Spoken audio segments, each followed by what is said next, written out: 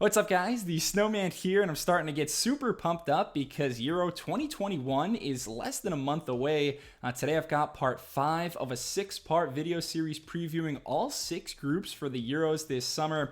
Please check out my other group previews as well, but today we're going to focus and dive into the 4 nations of Group E, and those 4 teams are Spain, Sweden, Poland, and Slovakia. So we'll go through each team, look at their Euro qualification, talk about head coaches, star players, and make some predictions for the big tournament this summer. Let's begin with the 3-time European champion Spain. No nation has lifted the trophy more times than La Roja, and there wasn't a whole lot of drama throughout qualification for the Spanish. As we pull up the group here, you'll see another team we'll talk about in a second, Sweden, but no real danger for Spain as they finished in first place with 26 points. They were undefeated in their 10 matches and specifically excelling at home where they picked up 5 wins in 5 tries.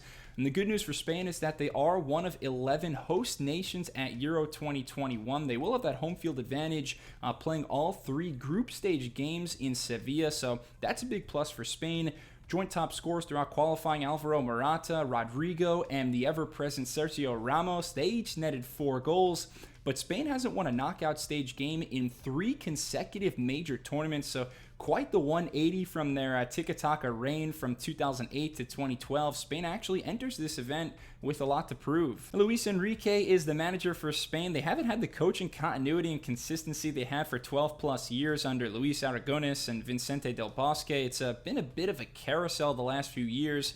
Enrique was appointed in 2018 after Spain bowed out of the World Cup, and he actually had to step aside for personal reasons in 2019. He had a daughter who was very ill, and there's been some internal friction with assistant coaches as well, but Enrique has returned to the national team. Many accolades as Barcelona's manager from 2014 to 17, including 2 La Liga titles, 3 Copa del Reys, and the 2015 Champions League title. For star players, I'll give you one that you definitely know, one you might not know. Let's start with Sergio Ramos, one of the last remaining stars from the glory days. The 35-year-old center back still going strong at Real Madrid. He's the captain, the most capped Spanish international of all time. Somehow he's even clawed his way up to 8th all time on the Spanish goal scoring chart. And watching him this year, he's definitely lost a lot of his athleticism, but he's still a physical force, a leader of men, gives Spain some identity in their defense. Personally, I've never been a huge fan of Ramos, but you can't deny his place among the all-time legends of the game. And one guy who's been on fire lately, striker Gerard Moreno, the Villarreal man, he's got them in the Europa League final. Gerard currently 2nd in La Liga goals scored this season with 21, only behind Lionel Messi. He's got an excellent strike rate for La Roja as well. Enrique seems to trust him. Gerard, a solid number 9 option. My expectations for Spain, they're about minus 300 odds to win Group E, so about a 75% chance, which is very high. But honestly, I could see them pulling a Germany from the 2018 World Cup. This is not a cakewalk group by any means. Poland and Sweden are going to be really tough. Even Slovakia has some quality players. And maybe you're thinking Spain, they're too good to fall flat on their face, but it wouldn't shock me if they finish 2nd or even 3rd in this group. I think I'm worried about the lack of pace in their back 4. I think there will be some space, some holes in behind, and some people might have them as a title favorite, but for me, their ceiling is more like the quarterfinals, maybe the semis. Marching on to the Swedes, and it's the same exact qualifying group as Spain, so we don't have to spend too much time with this, but Sweden finished as the runners-up in their group behind Spain. They had 1 lone defeat in Madrid against the Spanish. Nothing to be too depressed about, especially considering that this is the 6th consecutive European finals that Sweden has advanced to. They've been playing some very well-organized and cohesive football for really the last handful of years. And in terms of the goal scoring, it was Mainz forward Robin Quaison leading the way with 5 throughout qualifying as they edged out their Scandinavian neighbors Norway for 2nd place in the group in an automatic bid into Euro 2020. And the man behind the Swedish resurgence is Jan Andersson, one of the longest tenured European managers. Andersson has coached Sweden since the summer of 2016, and not only did he navigate his nation back to their first World Cup in 12 years back in 2018, but then they exceeded all expectations in Russia by charging on to the quarterfinals. Anderson has them playing superb team-oriented football in the UEFA Nations League too. It just seems like a perfect match between coach and personnel. Key players, Sweden has a few household names, guys like Quaison, Victor Lindelof, Emil Forsberg, but we have to talk about the one and the only Zlatan Ibrahimovic. Zlatan turning 40 years old this year, but that hasn't stopped Ibra from turning back the hands of time, leading AC Milan to a potential second-place finish in Serie A. He officially retired from national team duty after Euro 2016, but Anderson decided to bring back the beast. Zlatan played in a couple of 2022 World Cup qualifiers earlier this year, becoming the oldest Swedish international of all time, and he already has the goal-scoring record in his country. This would be Zlatan's 5th Euros for Sweden, just an incredible mark. We know he can score from literally anywhere on the pitch. I'm expecting more history from the incomparable Zlatan this summer. As for a Swedish prediction, them and Poland are essentially on the same level for me. If I'm Sweden, getting out of the group is a mandatory requirement, especially with the 4 best third-place teams all advancing to the knockout stage. And then from there, you see how the draw shakes out. You know, right now it's set up so the runner-up from this group, Group E, will play the runner-up from Group D. That could be a team like Croatia. Totally a winnable game for Sweden. I think they can threaten some of the big dogs as well, but round of 16, quarters max for Sweden. Turning our attention now to Poland, who was the cream of the crop in their qualifying group that featured a handful of decent sides.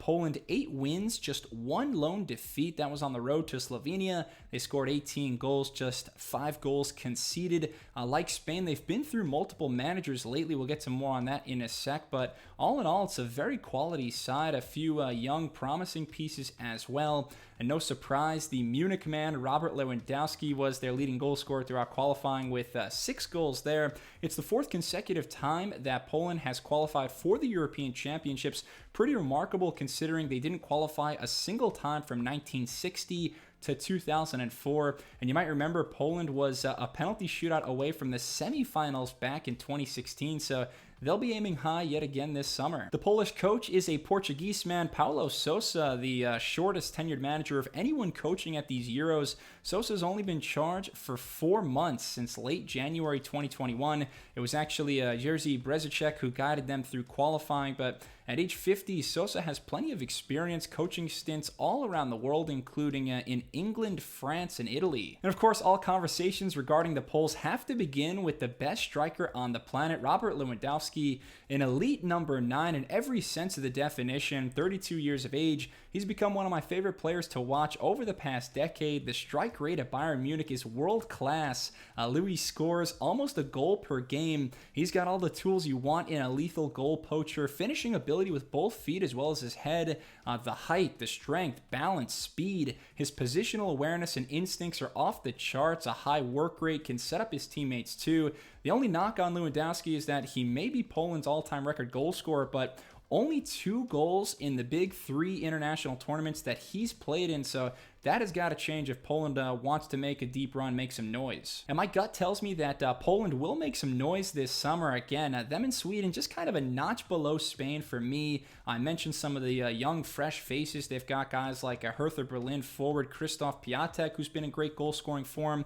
They've got this young winger in Sebastian Szymanski, who will hopefully be able to manufacture more opportunities for Lewandowski. So I think they'll be right in the mix this summer. Knockout stage is definitely going to be a must-have, and you can bet they'll like their chances then to win a game or 2 from there as well. The 4th team in Group E is Slovakia, and unlike their opponents in this group, it was anything but straightforward for the Slovaks to make it to the Euros. One of the more competitive qualifying groups you'll see against teams like Croatia, Wales, and Hungary. Slovakia's low point was a 4-0 thrashing at the hands of Croatia. They definitely displayed up and down form, but did enough to get to the playoffs thanks to their performance in the UEFA Nations League. And from there was heart-stopping action in the semifinals versus the Republic of Ireland. They were deadlocked after 120 minutes, but Slovakia escaping with a dramatic victory in a penalty shootout, and the final possessed even more theatrics, Slovakia winning in extra time against Northern Ireland 2-1. quite literally winning by just a few inches. The margins were absolutely non-existent in that match. So razor tight, so close, gripping action again, but Slovakia did endure. This is just their third ever major tournament qualification as an independent nation. And Slovakia's manager is 48-year-old Stefan Tarkovic. He was only appointed head man in October of 2020, but did steer them through that qualifying final. Not a ton of experience outside of the Slovakian domestic league, but Tarkovic was an assistant with the national team back at Euro 2016. And for star player, just like Ibra and Lewandowski, this is an easy choice. It's Marek Hamšík, another legend who leads his country in both all-time caps and goals scored. The 33-year-old captain is the heartbeat of this team. No longer at his longtime club of Napoli. He's bounced around in China and Sweden, but hopefully Hamšík can still make the magic happen and dictate play in the midfield for Slovakia. I'll never forget his performance at the 2010 World Cup, specifically in that win over the reigning world champion Italians. Hamšík, what he does, he brings an elite level of swagger and confidence into any locker room that he enters. Unfortunately for Slovakia, I do see them as the odd man out of this group. The numbers give them about a 40% chance of advancing to the knockout stage, but we know that every game is going to be a dogfight. These other three teams in Group E know how important 3 points against Slovakia will be, so they'll be up against it. I wouldn't think they make it out of the group, but if they do, that would be another huge step forward for this very football-hungry nation. All right, thank you so much for watching my Euro Group E preview. Please take a look at my other group previews as well if you haven't checked them out, but subscribe to the Snowman Sports Media for more soccer and football content. I've got a lot more Euro and Copa America things coming in the next month or so. So yeah, be on the lookout. Cheers.